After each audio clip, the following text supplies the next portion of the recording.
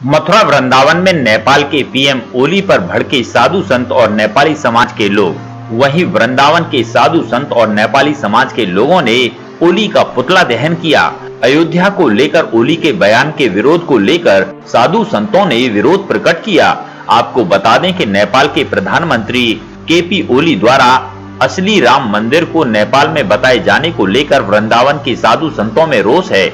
इसी को लेकर वृंदावन में संत महंत विद्वान और आचार्यों की एक बैठक संपन्न हुई, जिसमें नेपाल के प्रधानमंत्री केपी ओली के बयानों की घोर निंदा करते हुए सभी ने एकमत होकर भारी रोष जताया। संत महंत विद्वानों और आचार्यों ने कहा कि नेपाल के प्रधानमंत्री केपी ओली चीन के इशारे पर भारत की धर्म संस्कृति पर कुठारघात कर रहे हैं, जिसे संत समाज कभी मंजूर नहीं करेगा। सभी ने मिलकर विरोध स्वरूप नेपाल के प्रधानमंत्री केपी ओली का पुतला दहन कर प्रभु श्री राम से उन्हें सद्बुद्धि देने की प्रार्थना की। इस दौरान हुई बातचीत में संजीव कृष्ण ठाकुर जी महाराज और नेपाली समाज के राजकमल शास्त्री ने अपना आक्रोश प्रकट किया। आज आपने नेपाल के विरोध किया, क्या विरोध? मैं यही कहना चाहूँगा कि नेपाली प्रधानमंत्री ने जिस प्रकार का हास्यास्पद बयान दिया है वह घोर निंदनीय है। सनातन धर्म के ऊपर ओली ने ओला बरसाया है।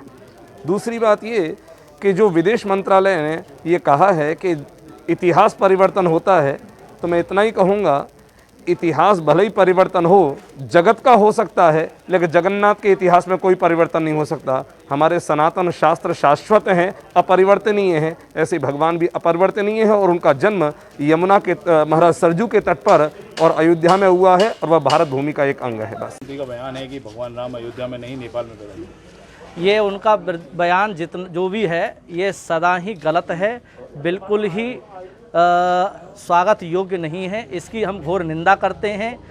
हमारे भारत में इतने नेपाल समाज के लोग यहाँ रहते हैं, वृंदावन में भी बहुत रहते हैं। यहाँ बहुत धर्माचार्य हैं, कथाकार हैं, जो यहाँ धर्म की स्थापना करते हैं और धर्म का प्रचार करते हैं देश विदेश में, और नेपाल में भी जाते हैं। ये उनका बयान सर्वथा गलत है, वो बिल्कुल भी कदापि हम लोग स्वीकार नहीं करेंगे। और ये चीन की सीधी सी चाल है कि चीन ने जिस प्रकार से भारत पर आक्रमण कर रहा है, इधर उधर से सोचा नेपाल के रास्ते से हम घुसें, तो ये नीच है चीन। इसका उल्टा किया जाए तो नीच है, और ये नीच चीन की ये चाल है कि ये किसी भी प्रकार से भारत में घुसना चाहता है नेपाल के माध्यम से। और उन लोगों को, जैसे तिब्बतियों का हाल हो रहा है, दलाई लामा इत्यादि तिब्बती दर दर भटक रहे हैं, उसी प्रकार से ये नेपाल में घुस करके और वहाँ के लोगों को भी वहाँ कब्जा करके और उनको भटकने के लिए मजबूर कर देंगे। इसीलिए यहाँ हम संत समाज, धर्माचार्य और नेपाली समाज के जो लोग हैं वो चीन के प्रधानमंत्री, विदेश मंत्री का घोर विरोध करते हैं, और उसका पुतला भी यहाँ सभी ने जलाया है और घोर निंदा करते हैं। और नेपाल में भी जरूरत पड़ेगी, वहाँ भी इसकी घोर निंदा होगी और विरोध दर्ज होगा। महाराज जी, आप नेपाल से हैं और नेपाल के प्रधानमंत्री ने कहा दिया है कि भगवान राम अयोध्या में नहीं नेपाल में हुए थे। किस तरह से देखते हैं इस बयान को? मैं सबसे पहले, मेरी 2 पीढ़ी यहाँ पे बीत चुकी है, पर हमारे पूर्वज नेपाली ही रहे हैं, इसलिए मैं यहाँ पर आया हूँ। मुझे नागेंद्र जी ने बुलाया है। मैं एक बात कहना चाहता हूँ कि नेपाल की राजनीति को मैं जितना समझता हूँ उसके आधार पर, कि अगर विश्व में अध्यात्म जगत का अगर कोई हत्यारा है तो वह केवल चीन ही है। अध्यात्म जगत को अगर सबसे ज़्यादा हानि अगर किसी देश ने पहुंचाई है तो वो चीन ही है। तिब्बत जो एक आध्यात्मिक देश था, और तिब्बत केवल कोई एक मात्र बौद्ध कंट्री नहीं थी, वह हमारे सनातन धर्म की भी एक बहुत बड़ी भूमि रही है। कैलाश मानसरोवर हो या भगवान शंकर का स्थान हो, अन्य भी वहाँ पे सनातन धर्मियों का भी बहुत बड़ा स्थान था।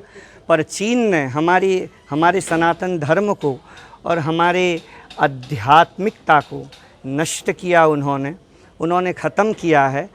और मेरे पूर्वज नेपाली हैं, इस नाते से मैं ये बात कहना चाहता हूँ। मेरे भी बहुत साधक हैं, शिष्य हैं नेपाल में। मैं उन सबको कहना चाहता हूँ कि हमें बचाना होगा, हमें नेपाल को बचाना होगा कि कहीं तिब्बत न बन जाए नेपाल।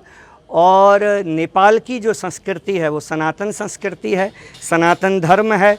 हमें उसे बचाने के लिए आगे आना होगा। अब इसके ऊपर टिप्पणी करना ये तो एक बहुत ही हास्यास्पद स्थिति बना दी उन्होंने। ओली जी ने क्या बोलूँ मैं उनके बारे में, ये तो पूरा विश्व जानता है कि भगवान श्री राम कहाँ हुए थे, कहाँ उनका प्राकट्य हुआ था। श्री अयोध्या धाम है, सरजू जी वहीं पर हैं, बहुत कुछ है ऐसा। पर मैं एक बार फिर दोबारा कहूँ कि हम लोगों को सावधान होने की आवश्यकता है। कहीं हमारे अध्यात्म जगत की एक बहुत बढ़िया जो वो नेपाल है, वह कहीं उसकी क्षति न हो जाए, वो तिब्बत की तरह न बन जाए। हम सबको, हिंदू धर्मावलंबियों को ये प्रयास करना होगा। मैं ज़्यादा नहीं कहूँगा।